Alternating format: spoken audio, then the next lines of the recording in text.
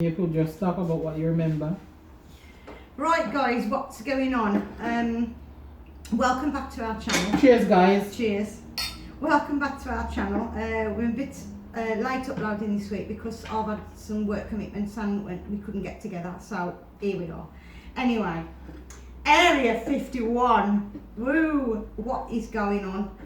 I want to address the fact that everyone is supposed to be storming Area 51. I've got no idea of the date. I've done a bit of looking into it, and I've seen a lot on Facebook and Twitter and all that balls.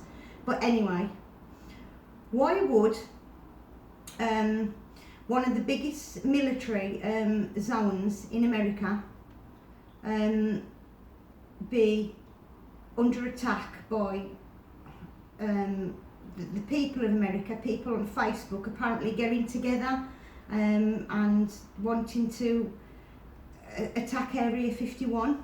Now they're given a date out that they're supposed to be doing it. Why would you do that? If you was going to be, it'd be like wanting to be breaking into the Bank of England, wouldn't it? And giving them all a date that you're all going to storm it. It's ridiculous. It's nonsense. It's all nonsense. And if you believe it, then yeah, you believe anything, in my opinion. So yeah, Area 51 is trending at the moment, and I have no idea what it's all about. If anybody could enlighten me why everybody wants to storm the place, then and give them a date that I'm going to do it, then put the comments down below, because I'll just can't fathom it out. But maybe they're fed up of the president.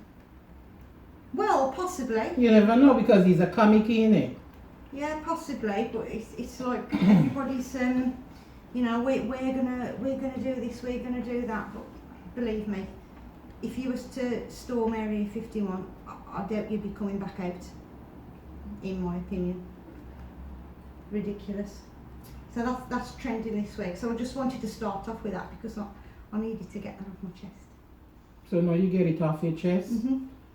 We won't let that bother us, right? No, that's it now. We leave that to the Trump man to sort out, right? Yeah. We have other important issue ahead of us. Yeah. We are not into that. We would like to discuss children who are disrespectful to their parents, children who neglect their parents, children who don't want to be bothered with their parents because their parents are a certain age and they can't be bothered, so they quickly stick them in a nursing home and neglect them, and they stop there until they died. So what? You reckon that's where we're going to end up, Jen? I hope not. I hope my 4 kids ain't gonna put me there, because if they do, they'll have hell to pay when I die. Well, they'd have to carry me out anyway. I have Screaming and kicking. My 2 girls, I'm hoping that if I'm still alive and like in my 80s and I can't do anything for myself anymore, I'm hoping that my 2 girls, I'm hoping that they look after me. But it all depends on the way you brought up your kid, Well, yeah. But sometimes you brought up your children the right way, and they're ungrateful. But if you're in your 80s and like you just said, and you couldn't look after yourself, would you want to be a burden? Because I don't think I would on my kids. Pat, let me be honest with you, to be fair. See, nursing home for a black person in this country? No. No. I've never thought about it. No. For a black person in this country, a nursing home is a no-no. Why? I've been there, Pat. I've been there. Okay. And I've seen it. For a black person in this country, not just black person, white person neglected as well. Yeah. But for a black person, number one, when they come and they look at your situation at home and they says, yes, you can come to a nursing home and whatever you're used to, the food you're used to, they promise you that they will get someone to attend to your food. They might do that in the first week, but after that, they don't even care anymore. And if whatever they give you, they expect you to eat it. And if you Yeah. don't eat it, you put it, they just come and You take don't the have anything. plate away. You don't have nothing. So for me, Yeah, there's a lot of that goes on in that. I mean, now we've seen, I've had experience of that myself, and you've obviously know about it. that's why you've seen it. that's why I nursing home was the last thing on my mind with my mom, to be honest, because I have been there and I see what's happened. And when my mom was strong on her feet, I said to my mom, I says, I'll never ever put you in a nursing home. It doesn't matter how bad it is. I prefer to, just left my job and look after her. Mhm. And until the day, she died. Yeah. She died in her own house, because I that was the last place I put my mom in the nursing home. Yeah. So children, they put their parents in a nursing home, and sometimes even 2 years they don't even go back and look for the parents, I know. and that's really I've bad. seen it. I've been visiting. I've visited relatives myself, and I've actually thought, why has this person got nobody here tonight? Nobody's come and No. seen them or anything, and I'm just And sitting they in sat a there and chair. watched others. People visitor came to visit, and they just sat there in a little Yeah. world of their own, no one to visit and so on. Because I didn't know this gentleman, one son, and his son was in London. You know when that son turned up? When he died. No way. When he died, he turned up and demand whatever in the room. Whatever he died and left in the room, he demanded it. And there was nothing in the room, just some old clothes, because the man did have just one leg. And he couldn't wear, he wasn't going anywhere, he didn't No, have no. anything. No. So they packed the shoe and whatever was in the room and gave it him, because he thought that I money wouldn't was want there. to think I've got to go anywhere, but I wouldn't want to think I've got to be like incoherent and I couldn't look after myself either, because I don't think what would be the purpose of being here. And I know you can't do anything about it, but you just wouldn't want to. would you? But if I get to a stage where I can't help myself, I'm just hoping and praying to the higher power that doesn't happen. But if you get to a stage where I can't help myself, I have 4 children, I hope that at least one of them have a room to look after you. to look after me, Yeah. even if they have to, the 4 of them have to chip in and pay someone to look after me, someone reliable, really reliable to look after me, but never ever stick me in a nursing home, never, because I've seen situation where a gentleman, he has got one child, a doctor, and the only time that man saw his son is when he's ill and it's a call out and the doctor came and it's his son. That's the only time he sees his son. This is the thing, when as you get older and older, you've all got your own lives and your own jobs and you're busy with your own families, and you do tend to neglect your own parents, don't you? Yeah. And not willingly, you don't want to do it, it's just you keep thinking it's time, I need to do this, I need to do that, and we do neglect our own parents. I mean, I'm guilty of it as well, because the times I've said I'll be down to see you, and I haven't got there because of other things. One of the reasons why I think I could never neglect my mom when she was alive, I can remember when I was having my first child, my eldest son, and when I was in the Manor Hospital, and Pat, the pain was so terrible. And when I lie there and pain out, I was having pain everywhere. The socket of my eye, my ear roll, pain was just shooting from everywhere. And I can remember, I closed my eyes and I said to myself, Jesus Christ, this is what my mom go through to have me. Yeah. And I said to myself, when my mom get here tomorrow, I'm gonna hug her and give her a kiss. And when she turned up when I was in labor, she didn't come the next day. I was in labor when she turned up. Yeah. And I can remember I was in that much pain. I lift one of my leg up for her to hold on to my leg. Yeah. And she says, why are you giving me a leg? I says, I'm in pain. And I says to her, I says, Mom, I love you, Mom. And pain was killing me, you know. And she says, you're only telling me you're in pain. You tell me you love me because you're in pain. I says, yes, because I know what you go through having me. Yeah. I could never neglect my mom because, you know, the pain, the agony that she goes through with me. I could never neglect her. We all do it. We are guilty of it. And as we get older, life gets more. Yeah, but children more hectic because you're doing your own job and looking after your own. You have kids out there who they don't care what you know come out their mouth. They just cuss off their parents, tell them some really foul language and all that. I cannot imagine one of mine cusses me like that. This is the thing. Because as big as my eldest son is, if he sometimes if I got, you know, and he say a little, even the family chat, he'll do a little swear, but when he realize that I'm actually in the family chat, he apologizes to me. And sometimes, like when he come home, he'll be talking and he will say a little thing and I will do something like that. And he says, sorry, Mom. But he know that I'll suck him one in the mouth. Really? My children have to have manners, yeah? Yeah, I mean, everybody knows I've got the 4 like you. And obviously that they was brought up differently. Times change. I mean, mine and my eldest is 40 now. So when I think back of their childhood and everything, they couldn't disrespect me at all because I never really had to do anything but look at them in the right way to know that they'd overstepped the mark.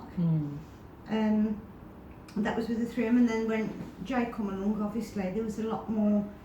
It was different times, but he's never ever been disrespectful to me, never ever, and that's all 4 of them. None of them are, and that's how kids should be to the parents. I must say that I have 4 good kids, lovely kids. I must say that, really lovely kids. Yeah. I can't complain. Elders. I can't moan about my kids because they are good kids. Good kids. That's it, isn't it? Yeah. So we was thinking of talking about a situation where we have been in an embarrassing situation, and I can remember a situation we have been in. It's not really embarrassing, but I'm gonna tell you about it anyway. When I was doing nights, I get a bus from Blackswitch where I used to work into Walsall town, and when I get off the bus, there was these 2 guys. I get off the bus about between 10 past and 8:15 at night, and these 2 guys, they came up to me and they says, "Excuse me, miss, can you lend us some money?" I thought, lend you money? You don't know me and I don't know you, so how am I to lend you money? So anyway, apparently they want to borrow money so they can visit their nan in hospital in Birmingham. And I thought, at 8:15 at night, by the time they get there, it's gonna be like 10 o'clock. 10 o'clock. Yeah. So how the hell can it be visiting time? So I said to them, I says, no, I haven't got any money on me, because at that time I usually buy like a month pass to last me the month, because I get paid at the end of the month. So anyway, I said to them I haven't got any money, so I left them, walk around to the next stop to get my next bus home. When I went around to the other stop, there was a couple in the stop across the road, and I was the only one in that stop. They went off. They come around there, you know. I left them around the other side, and they came around. They actually followed me. Right. They went across to the couple and they asked for money, and the couple says no. They come across to me again for what I don't know. So I says, "You two again?" They says, "I know we asked before, and I know you didn't. You said you didn't have any money, but can you look in your bag?" I thought, "I beg your pardon, look in my bag." I said, "Listen, you asked me for cash, and I says I haven't got it, so why should I look in my bag? It's my bag and I know what's in there." The other one says, Don't ask her anything. Let's bash her head in." What? Seriously? I says, bash my head in. I says, all right, 2 against 1. But I must tell you something first. I said, let me. They says, what you want to tell us before we bash you in? Like they both, because remember, I'm the only woman there. I'm alone. The couple is across the road. So I says, okay. I says 2 against 1. I says, I'm game. But listen, I must tell you something. I says, you notice my hand in my pocket? One says yes. I says, the hand that's in my pocket, I'm holding on to a pepper spray. And in the other pocket, the other hand, I'm gonna pull it out in a minute. And it says, what's in the other pocket? I says, no, but my hand is in there, but I'm gonna pull it out in a bit. So you got to tell me who need the pepper spray and who need the hand with nothing. Because the hand with nothing, I'll be pulling your private, and the other one I'm gonna pepper spray you. So tell me before you start bashing my head in, who want the pepper spray and who want me to pull the balls. Jesus. Yes, the other one says, she's effing psycho. She's effing psycho, let's run. You have to excuse her. I've left my phone here. See what I have to put up with? This woman left her phone on while we are recording. So basically she just spoiled my phone. Yeah. Sorry. But I hope you heard what I said. You never got your head bashed though, did you? No, I didn't got my head bashed because I asked them which one want the pepper spray and which one want me to pull the balls. So they said I'm psycho, so they run off and leave me alone. So the couple walk over and said to me, why did they run out? So I tell the couple what's happened. They started to laugh. They says, listen, you're one brave woman because me and my missus was shaking. Jesus, they could have come out here. Yeah. They said they was shaking. They was shaking when they approached them. They says I'm brave. Me, I wouldn't let them get the better of me. It's when you show fear. That's when they want to do you something. Say, this woman is effing psycho. This man is effing psycho. Pat, I was gonna spray one eye, one of them eyes. I was gonna spray the eyes, and then I use the other hand and squeeze the other one balls. That's what I intend to do. So that was it was really an awkward situation because at the end of the day I would have enjoyed squeezing its balls. There you go. Yeah, cheers to that. Cheers to pulling the balls. Amen. How about the awkward situations when you go to parties and you don't know anybody and it's like you've introduced to people and you can't even remember the name half the time, can you? True. Have you done that? And you're just talking and you're like, who am you? And it's awkward, and there's awkward silences as well as at parties either and stuff like that. There's I've been in a lot of awkward silent situations, and it's really uncomfortable. Because uncomfortable, especially when you're invited to a party and like you don't know no one there, you end up alone. It's awkward. It's really awkward. Yeah, there's a lot of strange things that happen to us. Give us some strange things that's happened to you, or awkward situations, or embarrassing moments. Because we'd like to hear. Yes, guys, just throw some questions. We'll answer. Yeah, We'll don't answer how embarrassing the they are, best but way we just, possibly can. We'll bring them up and talk about them. Pat, have you before we end, have you got a good up friend that you can trust and say, yes, this is my friend? You can Jenny, tell that person anything. No, because I trust no one. Seriously. So you don't trust me? I trust no one. So basically you don't trust me? Well, yeah, you would appear to be no one in my... I know so you don't trust me? But don't get bashing me. Cheers to that. I'm going to move across the table. Cheers. Okay, but it's... Come on, cheers. It's my issue. It's my issue about not trusting people. Well, everyone have got their own little thing in it. It depends on your situation, because perhaps you have been through something and you don't want to trust anymore.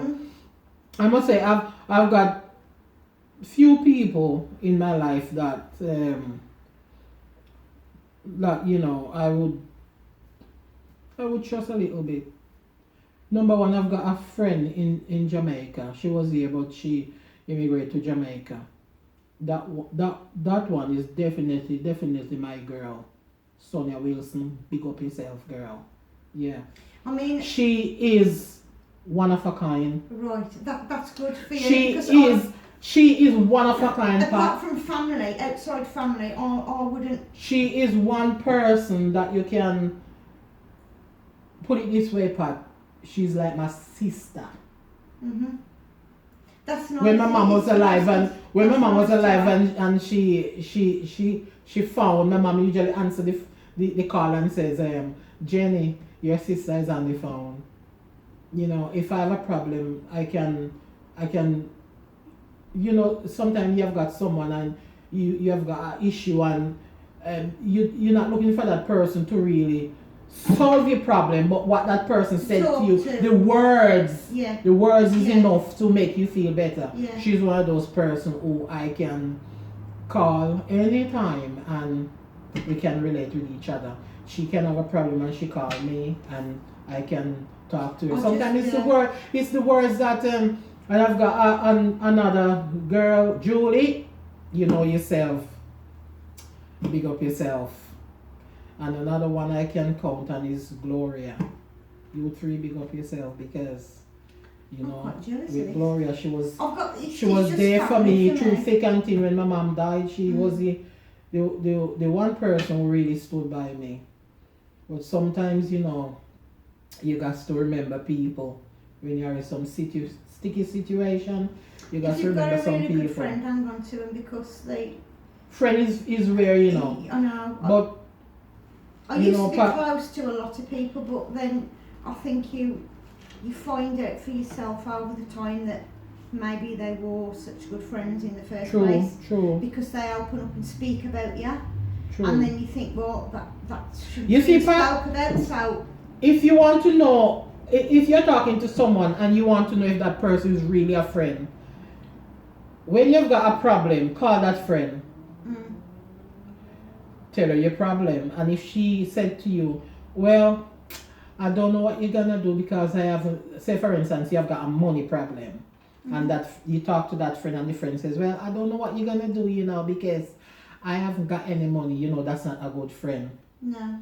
Because you didn't call her and ask her to solve your problem. You didn't call her and ask her to loan you money. And if she bring up that issue about, I don't know what you're gonna do because I can't help you, I haven't got no money, she's not a good friend. You never ask for none. You just Exactly. just She's not a good friend. No. She is one you should avoid. She's not a good friend. You have got friends out there, when they are low, they expect you to help, like they are low on cash, they expect you to help them out. But when you have got a problem, they don't want to hear your problem. No. They do not want to hear your problem. Those people you should try and avoid. They're a taker. I've got no friends. They take. When you can give, they take. But when you have nothing, they don't know you. No. Those friends you should avoid. The only friends I want is family, to be honest. You can see I'm supporting the new Child Issue Day, which, by the way, are going to be released on Sunday the 28th of July at 9 o'clock. I'm sure you all know that because it's all... So our channel is TGF Advertising Channel now. So yeah, it's a beautiful garment. It feels lovely. So guys, I'm plugging it. you can order these online. I'm touching your titty pat. You can order these online, guys. Don't get excited. TGFstore.com. You can order these online, guys. Next Sunday, the 28th, you'll be available. They are actually beautiful. And I hope Jay and Romel do well. They will. I'm sure they will because I can guarantee actually sold out already. They go ever so quick. Yeah. So guys, if you want one of these chalice and with thanks for listening to us ramble on yet again. Yeah. Big up yourself. Oh, I've drunk it. Cheers. Oh, well.